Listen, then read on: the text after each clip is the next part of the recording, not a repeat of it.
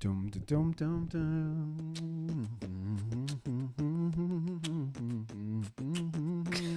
Please stop beatboxing. That's what we're not gonna do. Nah, we're gonna start every episode with a beatbox. Please do not. Beatboxing sounds like smacking. Like, oh, I promise you would you like to hear a song, but that you can't quite make out, and I only know because I'm humming it in my head. My girlfriend. But also All I hear me need in smacking. this life is me and my wife. My wife. What up, y'all? Hello. Oh my goodness, that annoys me. What? Because I have energy and you go, hello. Like, come on, man. I have energy. I said hello. Get some excitement for the people. These people in here tuning in. These people at work. These people have jobs. They are taking their hard-earned money and they spending it. Not with us. They are spending it somewhere. And you gonna come here with the hello? Nah, give them energy. Come on. This is season 2. You need to be a praise team leader. You playing. Okay. You playing. Let's What's try up, this again. No. On 3. Okay. We're going to do marriage is for adults. Okay? Marriage is for adults. Okay? 1, 2. 1, 2. Ready? What? Marriage is for adults. What up, y'all? What up? What up? What up? What up? Clap it up. No, come on. You got to clap it up with me, too. Clapping. No, clap it up. Excited. What's up, y'all? Yeah. Come on. Big energy. Big energy. Yeah, we back. Season 2. What up? We are here with another episode of Marriage is for Adults. Hey, come on. High five. She is so awkward. And I'm glad that you all chose to tune in. You could have been anywhere in the world. Oh, my goodness. But you decided to tap in with us. Mm-hmm. And who do we have with us today? Me, Brianna. Okay, this may be their first time ever watching this episode or listening to it. Yes. You said, who do we have here with us? Yeah, with us. Who's here? With you is me. Yeah, and who are you? I'm Brianna. Yeah, that's Brianna, a.k.a. That's who? What'd you call me? Brianna. Oh, okay. Yeah. That's BREE, and I'm JUAN. And we are affectionately known as J&B. To who? The world. Also known as Kite and Rock. We'll talk about that later. It's your boy Kite and my beautiful rockers right here. We'll tell y'all the significance of that. Anyway, baby, how you feeling today? How are you? I'm sleepy, actually. You sleepy. Give me your 2 words. We're going to start off with the 2 words. Let's hop into your 2 words right now. My 2 words are sleepy. Sleepy is not a feeling. It doesn't have to be a feeling. Okay. Words. All right. Whatever. Words. Okay. Go ahead. My words are sleepy. Sleepy. And distracted. Tell me more. I am distracted. Even though I don't have to tell you if I don't want to, I will gladly tell you. I'm distracted because I feel like I ended up adding a bunch of stuff on my to-do list that I wasn't planning on doing. And there's other things that I want to do.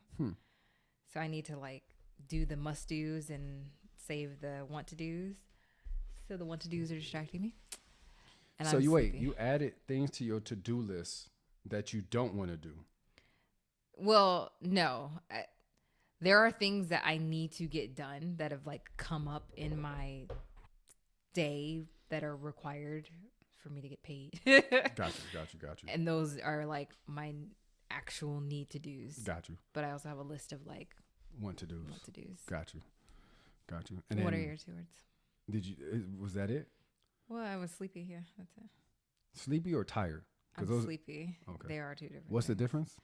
You can be tired but not sleepy. Because you can be tired and be I'm just tired, I'm drained, I'm tired, but not be sleepy. Got it. So sleepy is you want to close your eyes. Yes. Tired means that not necessarily want to close your eyes. I need to rest. You just need to sit. Yes. Amen. Sounds like one of the same. Sounds it's like not. It's like thunder and lightning. You can. Okay. Yeah. I'm going to see where you're going with this. Go ahead. It's like thunder and lightning. Yep. Okay. You can have thunder. Got it. But not see the lightning. Got it. But you can never have lightning without thunder. Lightning will happen. There will be thunder. That's a word. But you can hear thunder and sometimes not see the lightning. She's anointed, y'all. You know what? She is anointed. What are your 2 words, Juan? What are my 2 words?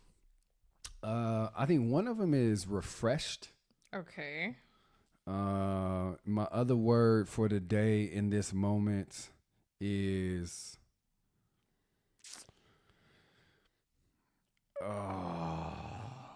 excited. Okay. Yeah, I'm feeling refreshed. As the folks who are watching on YouTube or probably Instagram or whatever, I just got a haircut. And Oh my nerves. your boy looking. Oh my god. I actually. You put those chains on and calm you down. become a different This person. is what happened. I got my hair cut and then I swung by Sprouts on the way home. Someone came up to me like, "Oh my God, are you Jalen Hurts?" Oh my. I'm like, "Oh, thank you so much." No, but that's not me, Shorty. That's not me. That's not me. You need to take those chains off. Yeah, It's like the fake gold seeps into your skin. Nah, and like anyway, I'm migrates feeling up to your- refreshed. Had a really great workout. A good week so far. A good week so far. And then what was my other word I said? Excited. I'm excited. It's December, Q4. So corporate.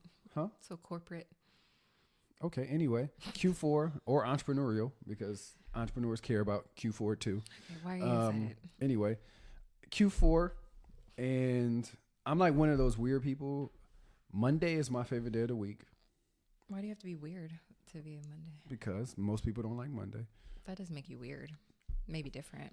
Can I explain my 2 words? Go for it. Okay, thank you. And I just think like there's still time to do some really great and amazing things. Like I look at December as a way to get a jump start on January. You know, like I'm super excited because I'm excited for what like God has in store for next year, but I'm also excited that like He's doing something still right now. You know. Yes. So I'm glad you shared those 2 words with us. I would love to get into this segment. Okay. One of our first segments ever that we are going to be adding. I want to get into, let's talk about marriage myths. Let's talk about myths, baby. Hey, you and me, let's talk about. See, I came up with a song. I'm funny. Come on, I'm man. Look at you. energetic. Yeah, look at you. Anyway, what's the myth that we're talking about? Okay. Obviously, there's a lot of things when you start talking to people about marriage. A lot of the non-married folk have this idea of what it means to be married, and some of this stuff is, may have a little small truth in there or whatever. And there's even some married people who even subscribe to some of this stuff. And so I was online. It was really interesting. I was reading something. And one of the myths that they had listed was the idea that marriage will change your partner. Like the idea that, and so it's this notion that once you say I do, that person is going to magically turn into the man or the woman of your dreams. Myth. True. What is it? English or Spanish? Cierto or falso? True or false? Is that a myth? Is there any truth to that? Did you think that was the case prior to you saying I do? Want to know what your thoughts are. I mean, it's definitely false. Like, it's definitely not true. Okay. Did I think that? I don't think so.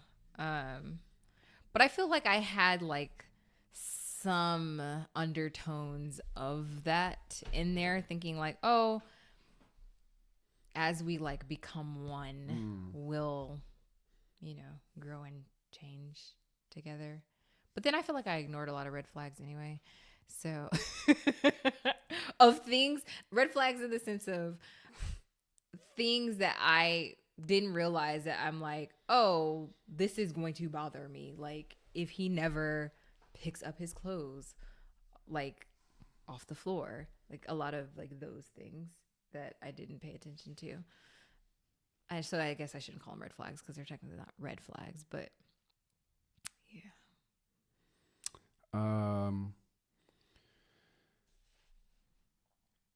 That's an interesting thought, because I think that I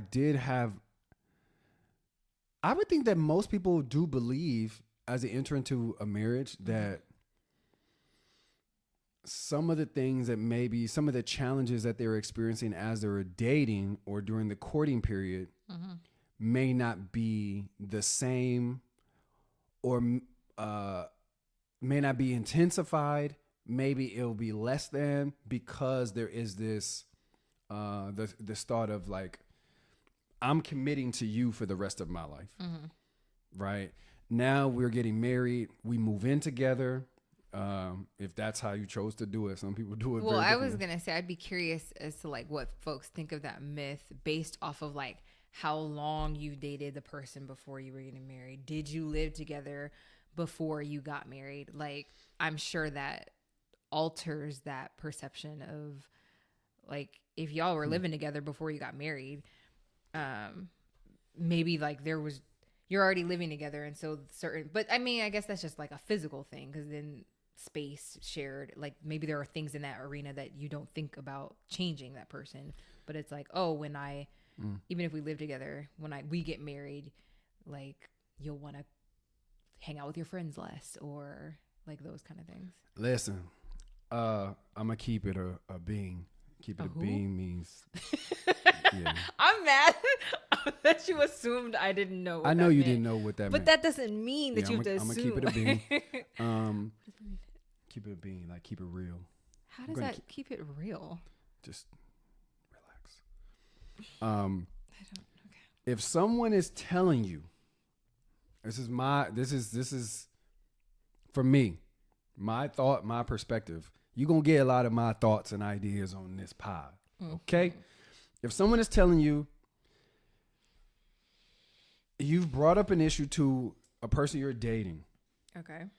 And they say, well, that's not something that I'm concerned about, or you shouldn't be concerned about that because we are not married. And they make you feel as if the only reason this is transpiring is because you're not married. Oh, okay. Right? So like, maybe here's an example. A person's bad money management when you were dating, you may think, well, it's okay, I'm going to handle all the finances when we get married. Yeah. Right? I mean, he's not going to be that bad. She's not going to be that bad. Our money's going to be in one account. I'll have oversight of everything. He's not that responsible. She's not that responsible. But I see potential in them. Oof, don't see potential. See progress. I see the potential without the progress, without putting in the work, without the dedication and the discipline to improve. I see that. And like the moment we say I do, like I can start getting to work to build the perfect person that I want. What's your thoughts? Yeah, don't pay attention to potential. Look at patterns. Ooh. That is definitely way more telling. And I think it speaks to like, because, right, like in my opinion, that's not like changing the person. It's like controlling the situation. So it's like, I'll have more control over them. I'm not trying to change you. I'm just like, I'll take over that thing. But when you're in a marriage, like there is no one person taking over one thing. Like both of y'all affect everything. So yeah. So more of the story is getting married doesn't change your partner. Doesn't. Your partner now. Getting married will not change your partner to the person you want him or her to be. That's a better clarification. But your partner will change as a result of being married. Yes. Marriage. Well, your they partner should. Your partner will change. Okay, but then what if they don't? They will for better better or for worse. Okay. They will change for better or for worse. Even if they're stagnant, but you were dating them and they were a person who had a lot of progress, they've changed. But what I'm saying is like, what if you get married and they don't change? Like, But how could they stay not stagnant? change? They were stagnant when you were dating. They stayed stagnant and you grew and you changed and you evolved, but that person stayed the same. Do you outgrow them? Like what is your growth? If they were stagnant when you were dating them, and they remain stagnant, so you were growing when you were dating them, they were stagnant. Let's say you weren't growing. Does it make a difference? I don't know. Yeah, it does because of 100%. Because at the end of the day, I just believe that that the sanctity and the unity that is marriage, whether it is done the godly way or the non-godly way, where God is in the midst of that thing. If a person decides to make that commitment, they cannot be the same. And whether that means they start becoming more resentful of you because they're stagnant and you're progressing. I'm saying there are going to be something in some aspects. Okay. You're human, right? Like we are we're either growing or dying, right? So it's like either we're moving forward or moving backwards. I don't even think a person can be stagnant. I think they're either moving backwards that's true. or moving forward. Because at the end of the day, it's like everything is constantly in motion. You know what I mean? The earth is constantly in motion. How do you know the earth is that's what I heard. Okay. Yeah, that's what I heard. I saw a podcast. I listened to a podcast that told me it's called the Earth in Motion Podcast. Y'all check that out. I'm lying. So I just think that becomes a challenge, but I think this is a good segue for what I actually want to what I want us to talk about today, which is the idea of love not being enough. That is a good segue. Love not being enough. Interestingly enough, there is a book written by Dr. Aaron Beck, which is entitled "Love is Never Enough." And in the introduction, I like to go back to this book and read little passages from it because I think there's some really good nuggets. I'm gonna say I like to go and read, but I've had this book for several years. I'm probably not gonna say anything. I'm probably still at the introduction. Let you tell on yourself. There's some good I was stuff like, in go here. back. What did There's you some good stuff in here. Just relax. Don't you go with it. Yeah, I read this. Look at all these notes in here. Y'all see all these notes? Those are just the words These are that black come and in white the book. notes. Man. But I want to read something from here because I thought this was pretty interesting, and I thought it would make for a really engaging conversation. It says, although love is a powerful impetus for husband and wives to help and support each other, to make each other happy, and to create a family, it does not in itself create the substance of the relationship, the personal qualities and skills that are crucial to sustain it, to sustain it and make it grow. My question for you, for us, for the pod, for the audience is, what qualities, characteristics are needed, are crucial, are important for a healthy, long-lasting marriage? In my opinion, I think integrity is one of the biggest things. I think integrity, loyalty, for me personally, that's the only person you could talk from. Yeah, you're not talking for me. Yeah, for you personally. Yes. Yeah. In my opinion, But you just said for me. yes, personally, I get it's it. like, I get it. Okay. Like a spiritual, like a relationship with God, like having that foundation in which they see like that's the lens in which they see the world through. Got it. What else was it? What was it? Did I answer it? I mean, if that's what you think. It wasn't a 2-part question. I mean, no, it was just one part. What are some of the qualities? So for me, it's interesting.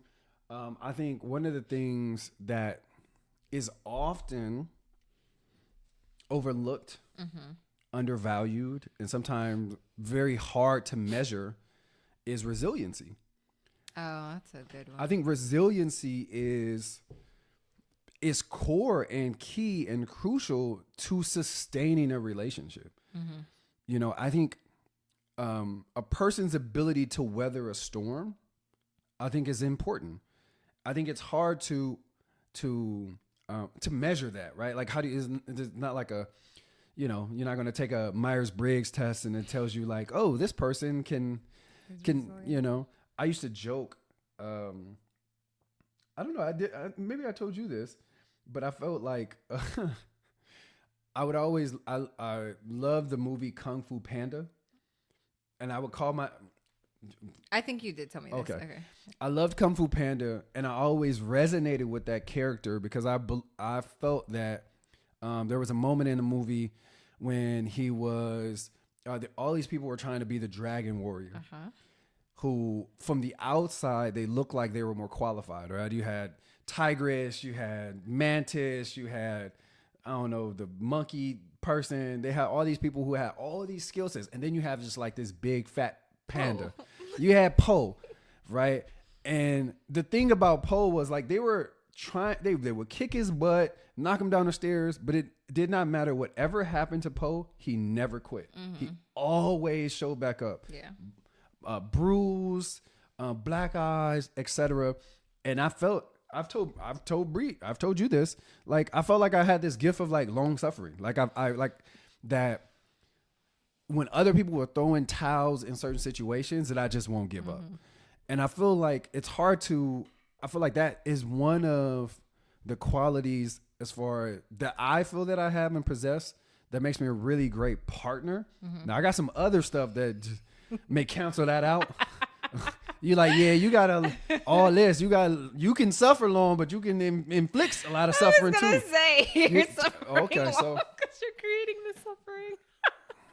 Wow, I didn't know this was. I didn't know I was signing myself up for. But to your point on resiliency, I think it's resiliency with discernment because I think I do agree. I think you have a gift for like long suffering and like sticking it out, and also I think you have the discernment. Like you need to know when to also like quit because quitting isn't always bad. When to hold 'em. Know when to fold 'em, know when to walk away, know when to run. Hey, you better count, Joe. I spit on you. I'm sorry. I apologize. It's okay. Yeah, no, but I agree with you. Right. So like, it's great to have long suffering, but like, I think also you have to be able to be wise enough to look at your situation and say like, oh no, this isn't the suffering that we should be going through. I'm just gonna keep sticking it out. So anyway, yes, I do think resiliency is a good one. Year 8 in our marriage, another thing that I think is a skill, quality, whatever, is self-awareness is very key. I don't think a relationship can last if there is no self-awareness. Yeah, because with what does it mean to be self-aware, right? To me, it's an understanding of the spaces and places I need grace, right? The spaces and places where I need space, right? It's like I need grace, but I also sometimes need the space to even figure out those things. And self-aware to me is like understanding like when you need to step up, when you need to step back, when is it time.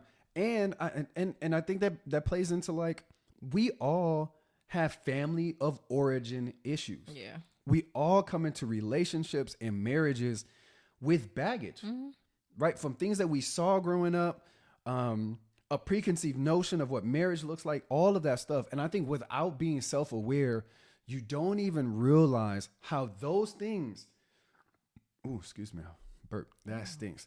How those things impact how you show up in your marriage. And I wouldn't even call it like family of origin issues. I would just say like family of origin, like history, because I think there are certain things that like you're raised in a different household, like Because even being raised in the same household as siblings, like me and my brother and my sister have different outlooks on certain things, like same parents, raised in the same house. And so it's like, there are certain ways I approach things that are not wrong, but you approach them a different way. But it's my right because that's all I know.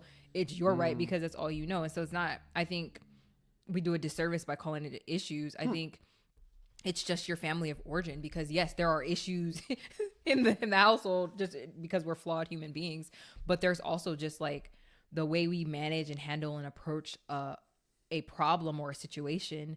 I have like this path of how I think it should approach. You probably have a different path, and it's because of where you've come from, where I've come from. Neither of us are wrong, but this is what we know. This is what feels natural to us. It's comfortable, and so those equal right in your mind. If you're not aware of like, hey, I'm approaching this because this is how I think of things. This is how I come to the table, and he's approaching it this way because of, this is his background, but we're both just trying to solve, for X and not be against each other. So anyway, that leads me into this last thing I want to read on the third page of the book that you read, page 5, actually. It says couples are often adept at dealing with people outside the relationship, but few people enter into an intimate relationship with the basic understandings or the technical skills that make the relationship blossom. They frequently lack the know-how to make joint decisions, to decipher their partner's communications. When a faucet in the house starts to drip, they have the tools to stop the leak. But when love starts to drain away, they have no idea about how to staunch the flow. Ooh. Why is it, do you believe, that so many people approach marriage differently than they would approach in almost any other thing that they're doing for the first time? Right? So like you are putting together a bed for the first time. You are building a house you are replacing your brakes for the first time. You are, whatever the case may be, you enter into a marriage thinking and not trying to put any tools in your toolbox of saying, love is enough. Sex that we probably been having before marriage is enough. It's fire or is non-existent or whatever. She's a baddie. He's beautiful. He looks like JUAN and shaped like JUAN. He's immaculate. He's built like a black Greek god or something. Okay, what's your point? You know what I'm saying? Maybe that's it. Maybe you like, wow, this is, I found my JUAN. You know what I mean? Like somebody somebody listen to the pod, maybe like, I want to find my JUAN. Oh, do you? You want to find your JUAN. You may find your JUAN, but you may not find your JUAN. But like, why do you think that is? I mean, I think it's multifaceted, right? Like, I think that if we compare it to all these other things, there are like these manuals, right? Like, if you want to build, like I built a table, like I watched a video and it gave me explicit instructions on how to achieve an outcome. And so like, that was easy. It was like, yeah, it can be intimidating because I've maybe never done this before, but like there are clear examples of it. And so also, so like to do a parallel, like oftentimes you may be in a situation growing up, you didn't see clear examples of making a healthy relationship, marriage, even friendships, from the adults in your life. And so like, you don't have this, quasi playbook to reference. So like, there's that. And then I think too, when it comes to marriage, like there's just so many facets of like this relationship and just living life. It's hard to like quantify it into this thing that says like, if you do these things, to the point, it's like, there's no manual. If you do these things, you'll have a successful relationship. There are just so many variables. I feel like it just becomes overwhelming. It becomes intimidating. And I feel like you don't see it until like you're in it. And marriage has this like, oh, you get married. Like a lot of times when you're thinking about marriage, you're thinking about the wedding, and it's like the leading up to that's all great and it's all beautiful, but it's like a very small snapshot of the long. Yeah. Sorry, I didn't mean that. Of the actual thing. Yeah, I will contend. I believe most people are getting into marriage grossly unprepared, and I think most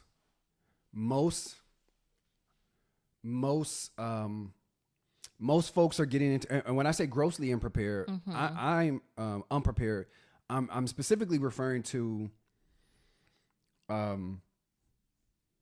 having what does it look like to have tools for conflict resolution? Okay.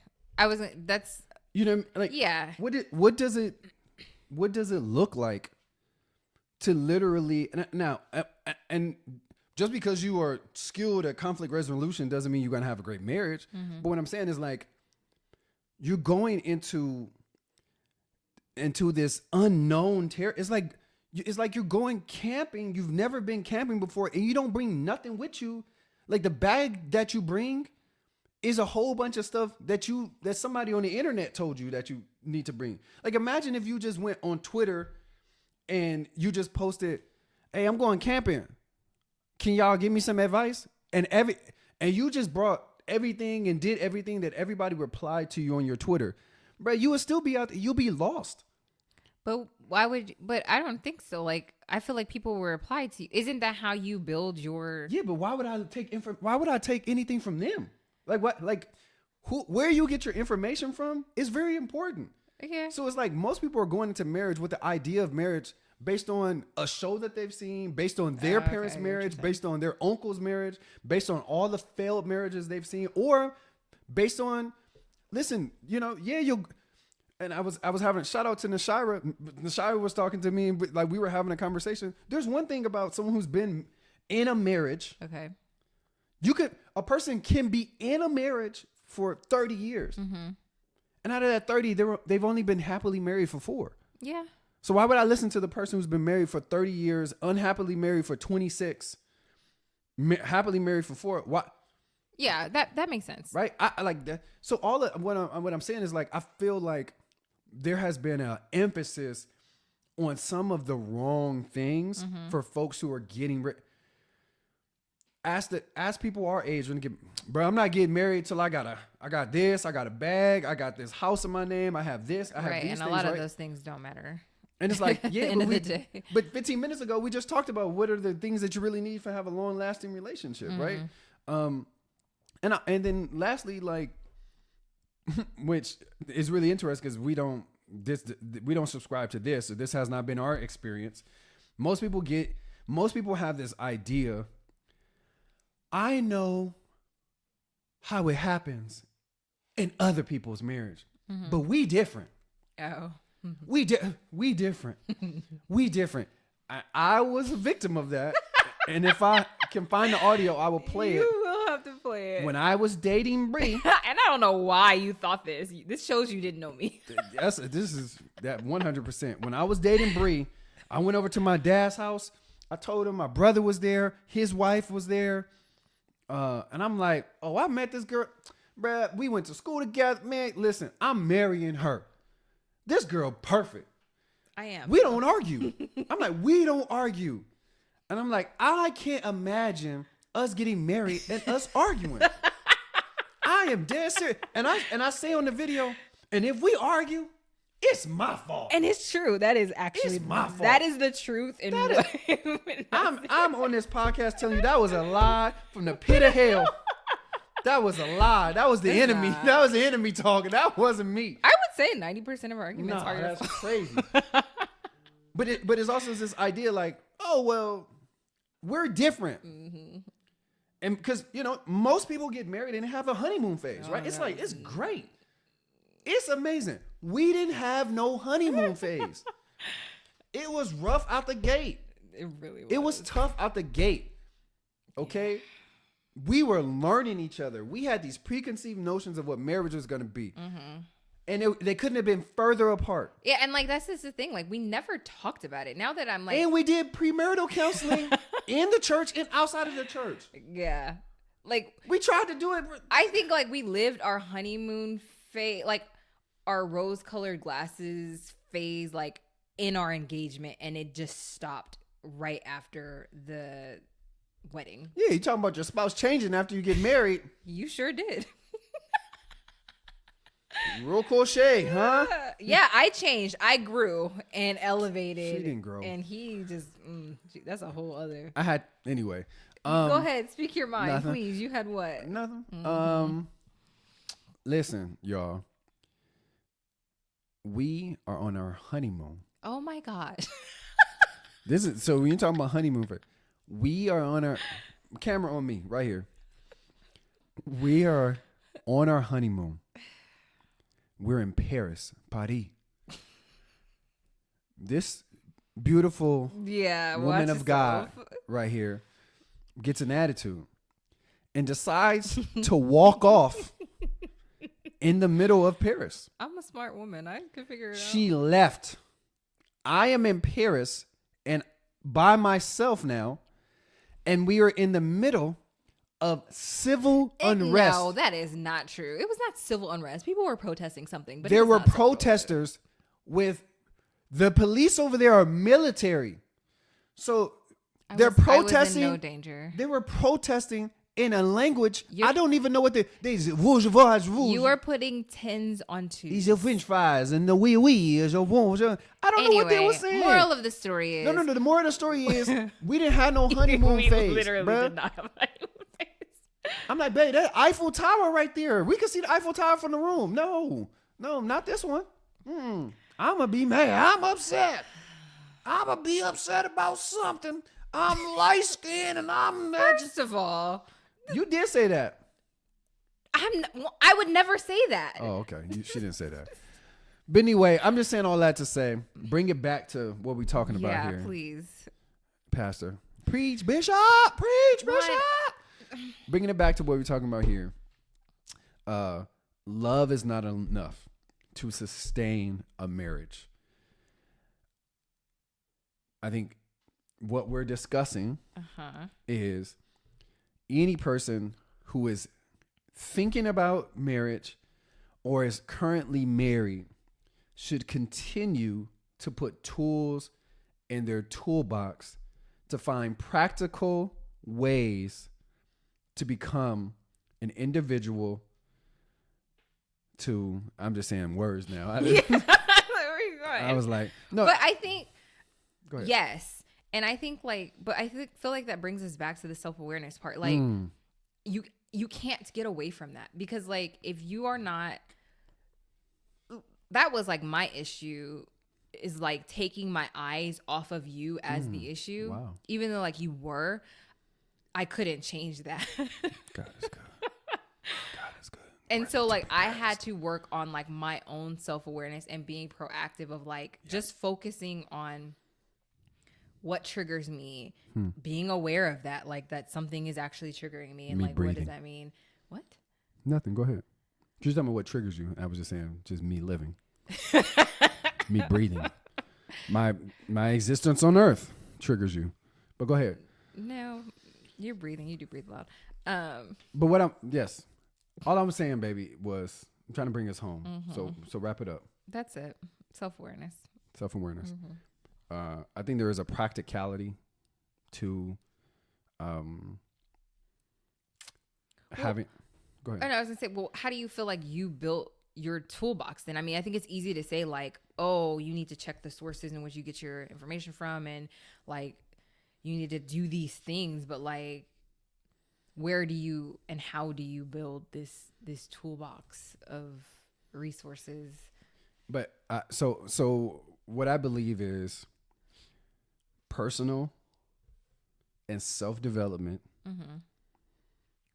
Two people who are grossly committed to becoming the man or the woman they were created to be will ultimately benefit the relationship as a whole. Okay. I view it through a spiritual lens. So I believe that as my relationship with God strengthens, two people who are seeking God's face, as that relationship goes, as their relationship with God becomes stronger and deeper, the relationship with their spouse and their partner, so will that happen as well. But it's not going to be overnight. I think it is a gradual process, right? Oh, for sure. I'm Mr. Daily Deposit. It is a daily step. It is a daily commitment. It is a daily grind. What does that look like? I think you have to be intentional, and we're going to do an episode about this. We'll do a community for married folks. I think is extremely important. Yeah. I think one of the things that you will find as you get into community with other people is that you and your spouse and your situation is not special.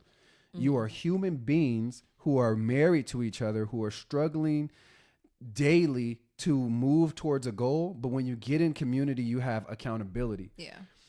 I think without transparency, there's no accountability, right? And I think the more you become transparent with your partner, I think the more that you are vulnerable with your partner, the more that you're open with them and more and honest with them, you have the ability and you're creating the space needed to get the grace that you need to be able to grow. I just think that you have to be committed to self-development and personal development, right? Yeah. You have to, and I'll say this and I'm gonna shut up.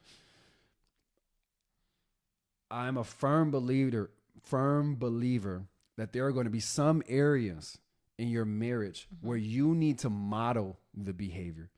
There are a lot of areas where you need to model it. Your spouse is not going to show up the way that they should. They're not going to give you the space and the grace that they should give you.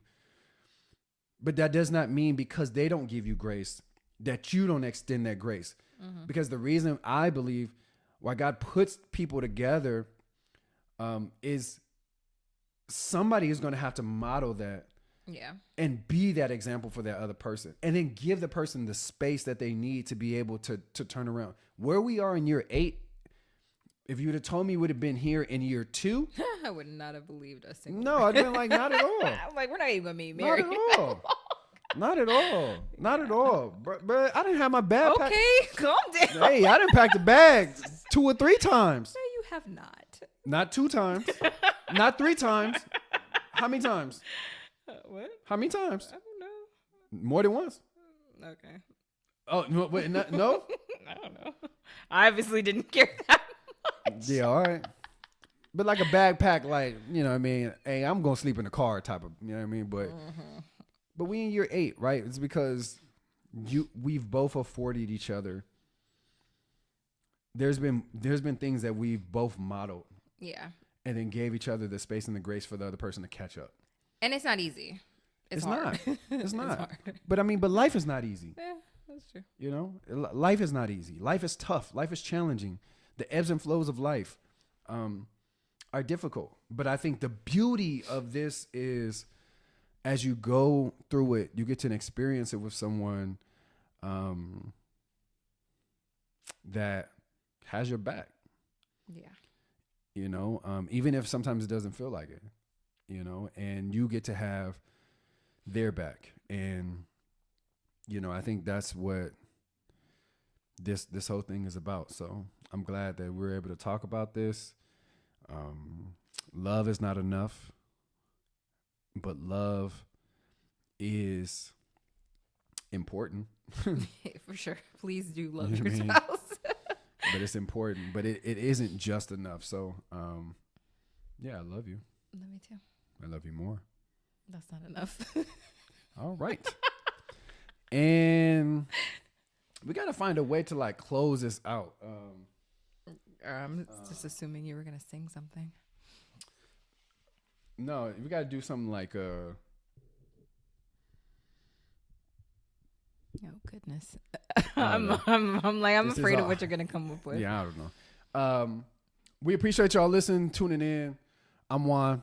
I'm Bree. And together we are the Marriage is for Adults podcast. There we go. Yay! Clap it up. didn't know where you were gonna go. Oh, see ya. Hey, come on. Wait, what? Yeah. Oh. Boom, boom. Hey, yeah, You do it wrong. Okay, anyway, see? Love is not enough, and neither is handshakes. Special handshakes are not enough either. All right, y'all. Peace.